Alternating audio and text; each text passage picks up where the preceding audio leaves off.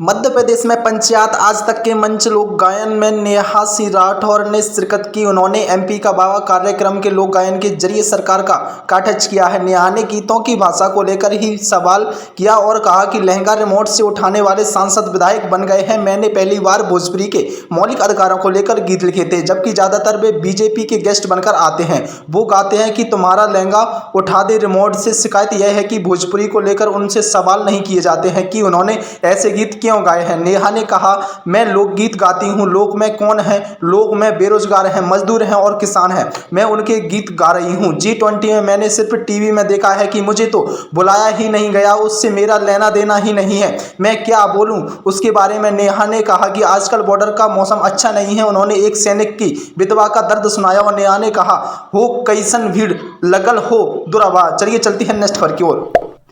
पहाड़ों पर लगातार हो रही तेजी से बारिश चलते हरिद्वार बॉर्डर पर भारत के नेपाल मंत्री बस बीच नदी में फंस गई है। बस फंसने की सूचना पाकर पुलिस और CDRF की टीम ने मौके पर पहुंचकर रेस्क्यू किया है। हालांकि गनीमत रही है कि कोई बड़ा हादसा नहीं हुआ और सभी यात्रियों को रेस्क्यू लिया गया है। बस में 53 यात्री सवार थे। बताया जा रहा है कि हरिद्वार बिजनौर बॉर्डर पर स्थित कोटावाली नदी का पुल क्षतिग्रस्त है।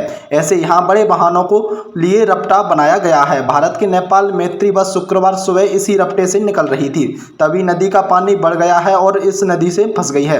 पिछले दिनों में एक बस इसी नदी में ऐसे ही फंस गई थी, उससे भी नेपाल के ही यात्री सवार थे। चलिए चलते हैं नेक्स्ट खबर की ओर।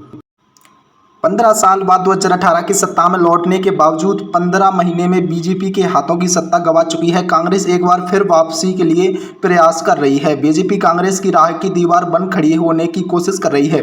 बीजेपी और कांग्रेस दोनों ही महिला वोट अपनी झोली में बटोरने की कोशिश में है। कांग्रेस महासचिव प्रियंका गांधी वाड्रा ने महिला वोट पर जोर तो यूपी चुनाव 2022 में लगाया था, लेकिन फायदा मिलना शुरू हुआ हिमाचल प्रदेश के कर्नाटक चुनाव में भी बहुत हद तक की तरकीब कारगर साबित हुई है और यह भी नुस्खा मध्य प्रदेश में आजमाने में कामयाब चल रहा है। मध्य प्रदेश की महिला वोट हासिल करने में जुड़ रहे हैं। मध्य प्रदेश में 2.6 करोड़ से ज़्यादा महिला वोटर हैं और विधानसभा चुनाव में 3 महीने से भी कम वक्त रह गया है। पंचायत आज तक बीजेपी और कांग्रेस दोनों में दलों के नेताओं ने मध्य प्रदेश मुख्यमंत्री शिवराज सिंह चौहान द्वारा लाडली बहना योजना को लेकर पूछा है कि दोनों ने अपने अपने दावे रहे हैं। दोनों ही एक दूसरे की योजना को कॉपी करने का आरोप लगा रहे हैं। कांग्रेस का दावा है कि शिवराज सिंह सरकार ने लाडली बहना द्वारा उनकी स्कीम की कॉपी कर बनाया है और बीजेपी का भी कांग्रेस का बिल्कुल यही है। चलिए चलते हैं नेक्स्ट खबर की ओर।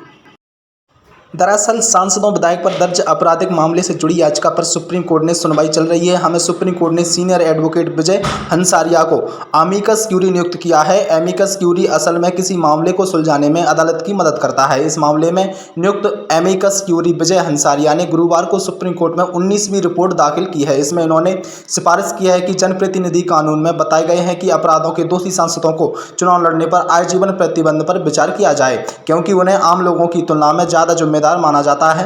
इस रिपोर्ट के सुझाव दिया गया है कि 1951 में जनप्रतिनिधि कानून के धारा 8 में जो अपराध बताए गए हैं, अगर उनमें से किसी सांसद का विधायक दोषी ठहराया जाता है तो उनके चुनाव लड़ने का आजीवन रोक लगा देनी चाहिए। चलिए चलते हैं नेक्स्ट खबर की ओर, परंतु आज के लिए लिखते हैं इतना ही। नमस्कार।